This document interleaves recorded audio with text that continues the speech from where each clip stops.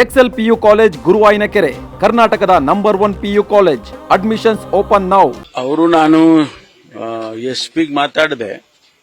ಅವರು lockup death ಅಲ್ಲ, ಅವರು ಸ್ಟೇಷನ್ಗೆ ಕರ್ಕೊಂಬಂದದ್ದಕ್ಕೆ ಅವರು ಏನೋ ಒಂದು ರೀತಿಯಲ್ಲಿ ಅವ್ರಿಗೆ ಏನಾಗಿದೆ ಅಂತ ಇನ್ನೂ ಗೊತ್ತಿಲ್ಲ. ಬಟ್ ಅದನ್ನ ತೀರ್ಕೊಂಡಿದ್ದಾರೆ. ಅದನ್ನ ನಾನೀಗ CID ಕೊಡಬೇಕು ಅಂತ ಹೇಳಿ ಡಿಸೈಡ್ ಮಾಡಿದ್ದೇನೆ. CID ಕೊಡ್ತೇವೆ. ಅವ್ರ ಕುಟುಂಬಸ್ಥರ ಆರೋಪ ಮಾಡ್ತಾ ಇರ್ತಕ್ಕಂಥದ್ದು ಅವ್ರನ್ನ ಕಳಿಸಿದ್ದಾರೆ, ಹಾಗಾಗಿ ಸಾವೊಪ್ಪಿದ್ದಾರೆ ಅನ್ನುವಂಥದ್ದು ಸರ್. ಅದಕ್ಕೆ CID ಕೊಟ್ರೆ ಗೊತ್ತಾಗ್ತದಲ್ಲ, ಎನ್ಕ್ವೈರಿ ಮಾಡಿ ಹೊಡೆದಿದ್ರೆ ಒಂದ್ ವೇಳೆ ಈಗ ಪೋಸ್ಟ್ ಮಾರ್ಟಮ್ ಅಲ್ಲೂ ಕೂಡ ಗೊತ್ತಾಗುತ್ತೆ ಸ್ವಲ್ಪ. ಆದ್ರೆ CID ಕೊಟ್ರೆ ಅದು ಆ ತನಿಖೆಯಲ್ಲಿ ಅವ್ರು ಹೊಡೆದಿದ್ರೆ ಅಥವಾ ಏನು ಎಂಟೈರ್ ಇನ್ಸಿಡೆಂಟ್ ಬಗ್ಗೆ ಅವರು ತನಿಖೆ ಮಾಡಿ ವರದಿ ಕೊಡ್ತಾರೆ. ಆನಂತರ ಏನಾದ್ರೂ ಆ ರೀತಿ ಆಗಿದ್ರೆ ಯಾರು ಹಂಗ್ ಮಾಡಿದ್ರು ಅವ್ರ ಮೇಲೆ ಆಕ್ಷನ್ ತಗೊಳ್ತೀವಿ. ಧಾರವಾಡದಲ್ಲಿ ಸರ್ ರೀಲ್ಸ್ ಮಾಡಕ್ ಹೋಗಿ ಸಾವೊಪ್ಪಿದ್ದಾರೆ ಸರ್. ಅಂದ್ರೆ ರೋಡ್ ನಲ್ಲಿ ಸರ್ ಅದು ಒಂದು ಇಬ್ರು ಅಪ್ರಾಪ್ತರ ಇದ್ದಾರೆ ಸರ್. ನೋಡಿ, ನಾವು ಆದಷ್ಟು ಇಡೀ ರಾಜ್ಯದಲ್ಲಿ ಯಂಗ್ಸ್ಟರ್ಸ್ ಗಳಿಗೆ ವೀಲಿಂಗ್ ಮಾಡೋದು, ಈ ರೀತಿ ರಸ್ತೆಯಲ್ಲಿ ಅಥವಾ ಬೇರೆ ಬೇರೆ ಸ್ಥಳಗಳಲ್ಲಿ ರೀಲ್ಸ್ ಮಾಡೋದು, ಇದೆಲ್ಲ ಮಾಡಕ್ ಹೋಗ್ತಾರೆ. ಅವ್ರಿಗೆ ಒಂದೇನೋ ಒಂದು ಖುಷಿಗೆ ಮಾಡ್ತಾರೆ. ಅದು ಆಗ ಮಾಡಬಾರ್ದು ಅಂತೇಳಿ ಬಹಳಷ್ಟು ನಾವು ಕಂಟ್ರೋಲ್ ಮಾಡ್ತೀವಿ. ಆದ್ರೂ ಒಂದೊಂದ್ಸರಿ ಪೊಲೀಸ್ ಅವ್ರ ಕಣ್ ತಪ್ಪಿಸಿ ಹೋಗಿ ಈ ರೀತಿ ಮಾಡ್ಕೊಳ್ತಾರೆ. ಇಲ್ಲಿ ಕೂಡ ಬೆಂಗಳೂರಿನಲ್ಲೂ ಪ್ರತಿ ದಿವಸ ನಾವು ಈ ವೀಲಿಂಗ್ ಮಾಡ್ತಾರಲ್ಲ, ಅವರಿಗೆ ಮಾನಿಟರ್ ಮಾಡಿ ಬೆಳಗಿನ ಜಾವ 4 ಗಂಟೆಗೆ ಮಾಡಿಬಿಡ್ತಾರೆ. ಅದು ಕಷ್ಟ ಆಗ್ತದೆ ಪೊಲೀಸ್ನವರಿಗೆ ಅವ್ರನ್ನ ಮಾನಿಟರ್ ಮಾಡೋದಕ್ಕೆ. ಆದರೂ ಕೂಡ ಅವರಿಗೆಲ್ಲ ತಿಳಿಸ್ತೇವೆ ನಾವು. ಒಂದು ಸ್ವಲ್ಪ ಅವರಿಗೆ ಎಜುಕೇಟ್ ಮಾಡೋದಕ್ಕೆ ಟ್ರೈ ಮಾಡ್ತಾರೆ, ಆದರೂ ಮಾಡಿಬಿಡ್ತಾರೆ. ಅಂತ ಸಂದರ್ಭದಲ್ಲಿ ಏನ್ ಆಕ್ಷನ್ ತಗೋಬೇಕು, ಅಥವಾ ಈಗ ಅವರಿಗೆ ಅವ್ರ ಕುಟುಂಬದವ್ರಿಗೆ ಎಷ್ಟು ನಷ್ಟ ಆಗುತ್ತೆ ನೋಡಿ. ಎಲೆಕ್ಷನ್ 2 ಟಿಕೆಟ್ಗಳು ಬಿಜೆಪಿ ಘೋಷಣೆ ಮಾಡೋದಕ್ಕೆ ಅಷ್ಟೇ ಏನಿಲ್ಲ, ಚರ್ಚೆ ಮಾಡ್ತಾರೆ. ಗೆದಿಬೇಕಲ್ಲ ನಾವು.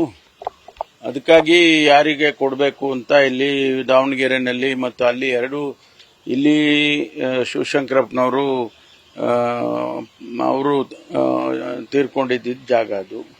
ಈಗ ಅವರ ಕುಟುಂಬಕ್ಕೆ ಕೊಡಬೇಕು ಅನ್ನೋದು ಸ್ವಾಭಾವಿಕವಾಗಿ ಅವ್ರು ಕೇಳ್ತಾರೆ. ಮತ್ತು ಅಲ್ಲಿ ಹೆಚ್ಚು ಮೈನಾರಿಟಿ ಇದ್ದಾರೆ ಅಂತೇಳಿ ಮೈನಾರಿಟಿ ಅವರು ಕೂಡ ನಮಗೆ ಕೊಡಿ ಅಂತ ಕೇಳ್ತಿದ್ದಾರೆ. ಅಂತಿಮವಾಗಿ PCC ಅವರು ತೀರ್ಮಾನ ಮಾಡ್ತಾರೆ. ಬಾಗಲಕೋಟೆಯಲ್ಲೂ ಕೂಡ ಅಷ್ಟೇ, ಮೇಟಿ ಅವರು ಅವ್ರ ಮಗನಿಗೆ ಕೊಡಬೇಕು ಅಂತ ಹೇಳಿ. ಮತ್ತೆ ಅಲ್ಲಿ ಬಹಳ ಜನ ಆಕಾಂಕ್ಷಿಗಳಿದ್ದಾರೆ ನಮ್ಮ ಪಕ್ಷದಲ್ಲಿ. ಅವರೆಲ್ಲ ಅವಕಾಶಕ್ಕಾಗಿ ಕಾಯ್ತಾ ಇದ್ರು ಇಷ್ಟು ದಿವಸ. ಈಗ ಅವರು ನಮಗೂ ಕೊಡಿ ಅಂತೇಳಿ ಕೇಳ್ತಿದ್ದಾರೆ.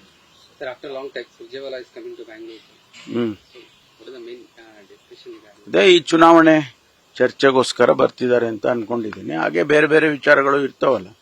ಒಬ್ಬ ಜನರಲ್ ಸೆಕ್ರೆಟರಿಗೆ ಏನ್ ಮಾಡಬೇಕು ಅಂತ ಗೊತ್ತಿರುತ್ತೆ, ಅದೆಲ್ಲ ಅವರು ಮ್ಯಾಂಡೇಟ್ ಇಟ್ಕೊಂಡು ಬರ್ತಾರೆ. ಸರ್, ಇಲ್ಲಿ ಪ್ರಶ್ನೆ ಇರ್ತಕ್ಕಂಥದ್ದು, ಅಲ್ಲಿ ಮೇಟಿ ಕುಟುಂಬಕ್ಕೆ ಕೊಡ್ತಾ ಇದ್ದಾರೆ ಟಿಕೆಟ್, ಇಲ್ಲಿ ಶಾಮನೂರ್ ಕುಟುಂಬಕ್ಕೆ ಇಲ್ಲ, ಯಾಕೆ ಇಷ್ಟು ಗೊಂದಲ ಅನ್ನೋದು ಒಂದು ಪ್ರಶ್ನೆ ಇದೆ. ಅಲ್ಲ, ಯಾರು ಗೆದ್ದೀತಾರೆ ಅಂತೇಳಿ ನಮಗೆ ನಮ್ಮ ಕಾರ್ಯಕರ್ತರಿಂದ ವರದಿಗಳಿರುತ್ತೆ, ಅಥವಾ ಯಾರು ಕಂಫರ್ಟಬಲ್ ಆಗಿದ್ದಾರೆ ಚುನಾವಣೆಗೆ ಅದೆಲ್ಲ ನೋಡ್ಕೊಂಡು ಕೊಡ್ತಾರೆ. ಸರ್, ಈಗ ಡಿನ್ನರ್ ಮೀಟಿಂಗ್ಗಳು ಕೂಡ ಆಗಿದ್ದಾವೆ. CM ಜೊತೆ first time, second time MLAs ಮತ್ತೆ third time, fourth time MLAs ಅವರು ಕೂಡ ಡಿಮ್ಯಾಂಡ್ ಮಾಡ್ತಾ ಇದ್ದಾರೆ. ತಾವೇನ್ ಹೇಳ್ತೀರಿ ಸರ್ ಇದ್ರ ಬಗ್ಗೆ?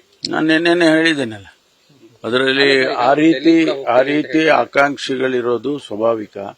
ಮತ್ತೆ ಅವ್ರು ಕೇಳೋದ್ರಲ್ಲಿ ತಪ್ಪೇನಿಲ್ಲ. ಈಗ 2 ಸಾರಿ ಗೆದ್ದಿದ್ದೀವಿ, 3 ಸಾರಿ ಗೆದ್ದಿದ್ದೀವಿ, ನಮಗೂ ಕೂಡ ಅವಕಾಶ ಕೊಡಿ ಅಂತ ಕೇಳೋದ್ರಲ್ಲಿ ಏನ್ ತಪ್ಪಿದೆ? ಕೊಡೋದು ಬಿಡೋದು ಹೈಕಮಾಂಡ್ಗೆ ಬಿಟ್ಟಿದ್ದು, ಮುಖ್ಯಮಂತ್ರಿಗಳ ವಿವೇಚನೆಗೆ ಬಿಟ್ಟಿದ್ದು. ಆದ್ರೆ ಅವ್ರು ಕೇಳೋದ್ರಲ್ಲಿ ಏನು ತಪ್ಪಿಲ್ಲ ಅಂತ ಹೇಳಿ ನನ್ನ ವೈಯಕ್ತಿಕವಾದಂತ ಅಭಿಪ್ರಾಯ. ಸರ್, ಅವರು ಬೇಳೂರು ಗೋಪಾಲಕೃಷ್ಣ ಅವರು ಹೇಳಿದ್ರು, ಈ ರೀತಿಯಾದ ಸಮಸ್ಯೆಗಳನ್ನ ಹೈಕಮಾಂಡ್ ಇಂಟರ್ವ್ಯೂನ್ ಆಗಿ ಬೇಗ ಬಗೆಹರಿಸಬೇಕು ಅನ್ನುವಂತಹ ಮಾತನ್ನ ಕೂಡ ಹೇಳಿದ್ರು.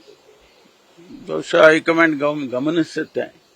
ಅವರ ಹೇಳಿಕೆಯನ್ನ ಹೈಕಮಾಂಡ್ನವ್ರು ಗಮನಿಸ್ತಾರೆ, ಗಮನಿಸಿ ಅದಕ್ಕೆ ತಕ್ಕನಂಗೆ ಆಕ್ಟ್ ಮಾಡ್ತಾರೆ.